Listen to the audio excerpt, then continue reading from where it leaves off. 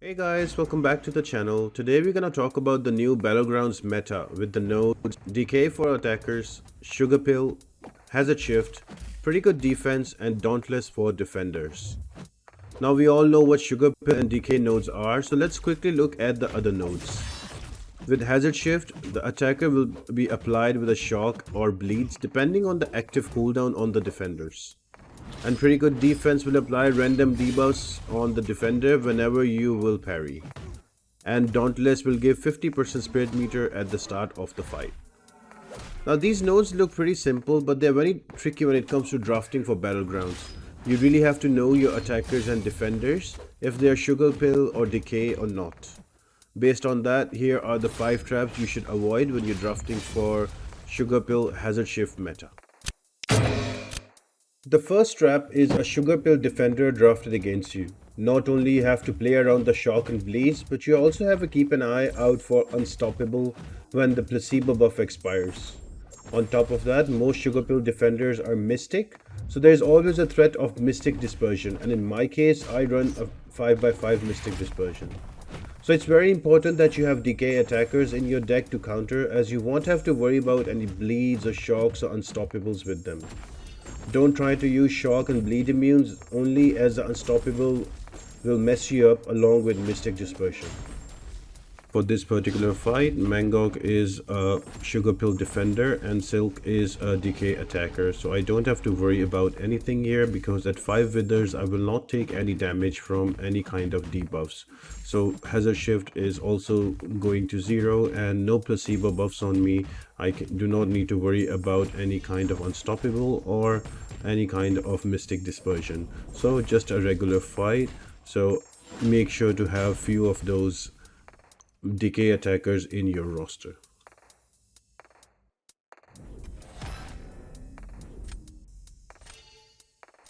Trap numbers when you have a Sugar Pill defender and a non-meta attacker.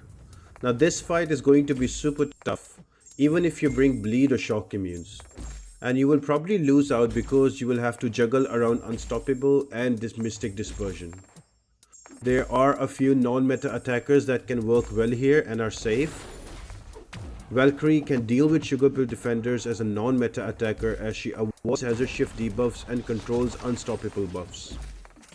Another one is Magneto, but only against metal champions. He will totally shut down the nodes with ability X reduction. Nebula against robots works the same, and the Hazard Shift shocks will give her a quick ramp up for a big SP2. So all in all, avoid this matchup totally. I will explain it further in the live draft commentary at the end of the video. Now Hulk here is a Sugar Pill defender, and unfortunately Cosmic Ghost Rider is not a Decay attacker. Now I am trying to control the fight and trying to only hit during bleed phase because Cosmic Ghost Rider is bleed immune, but as you notice I am failing miserably and the placebo is also coming into effect, the Unstoppable, so it's really difficult to handle meta defender with a non-meta attacker. So make sure that you have that in mind while you're drafting, because that can really make a difference of winning or losing.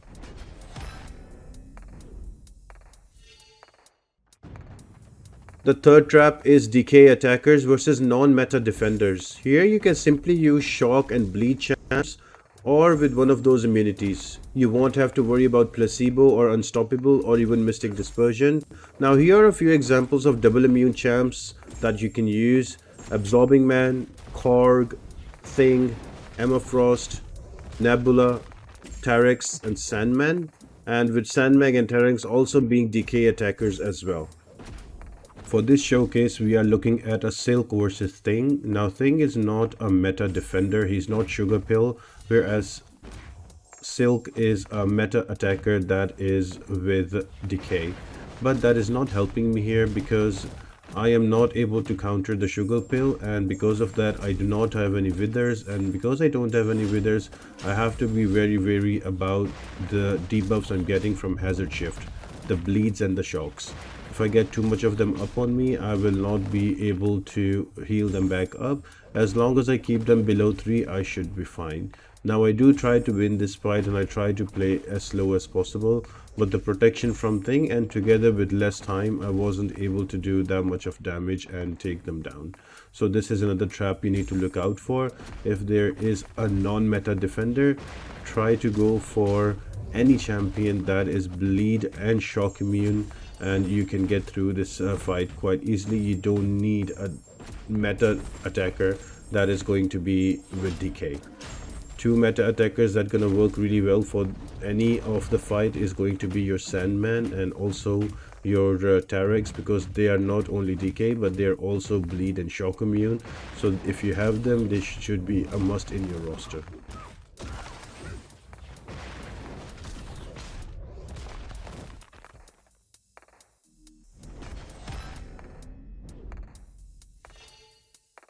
And the last trap is a regular non-meta attacker versus a non-meta defender. This is a regular hazard shift fight that you can easily deal with a regular bleed or shock immune champ.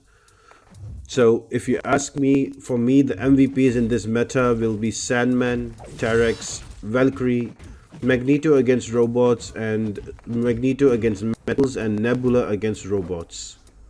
This is the final showcase for a non-meta attacker against a non-meta defender. A pretty simple fight. Any champion that can deal with bleeds and shocks will work. I'm using a ghost because she can convert them into furies and do some extra damage. I am not the best ghost player, but I still managed to take him down. All of those shocks and bleeds I can convert into furies, and with the help of a striker I can take him down. So all of your regular bleed and shock immune or any one of those immunity will work against non-meta defenders. So let's keep all 4 of those in mind and jump into a live match draft that I had, which was really interesting, and let's talk through the points that were going through my mind while we were drafting that match.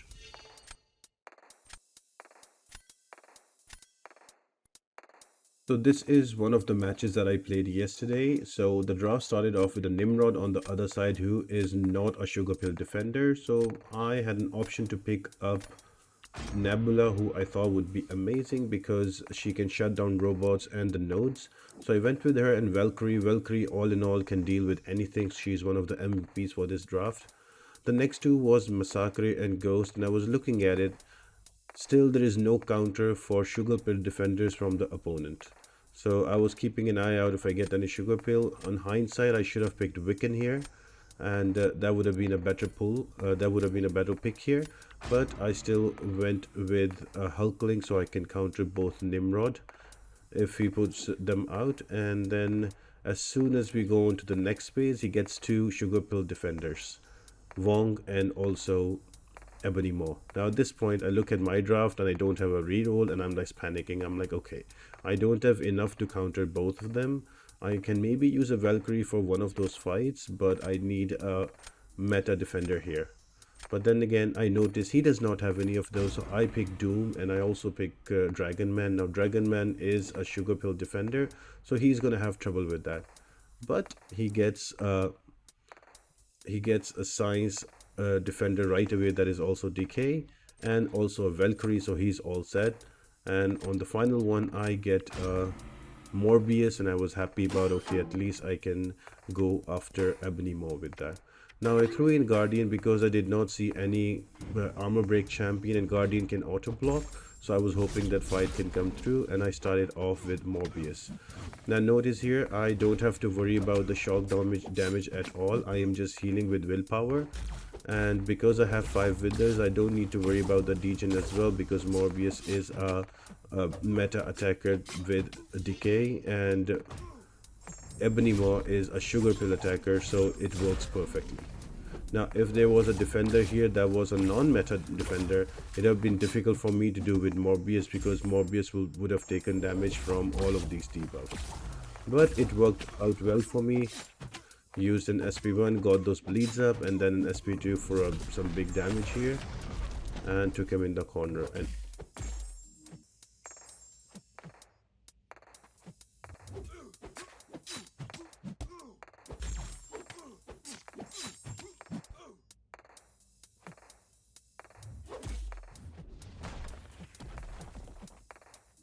So in the end, we did win the round, and the Guardian held up for us, and we went into the next pick.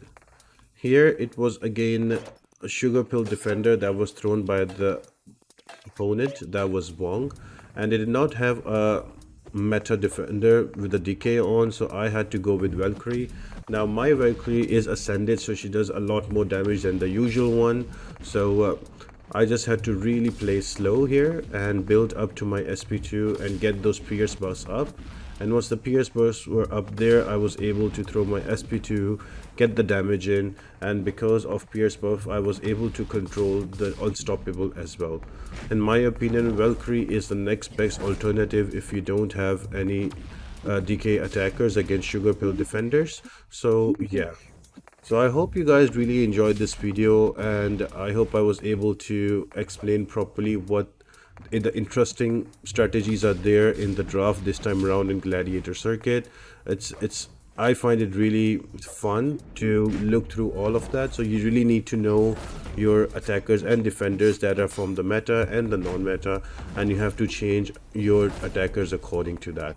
Let me know in the comment section what do you guys think. If you have any other thing you want to add to that, I am learning as well, so if you find any more, let me know and we can get through this Gladiator Circuit together. So I will leave you with this fight, and make sure to like the video and share it and subscribe to the channel if you haven't. And yeah, I will see you on the next one. Bye.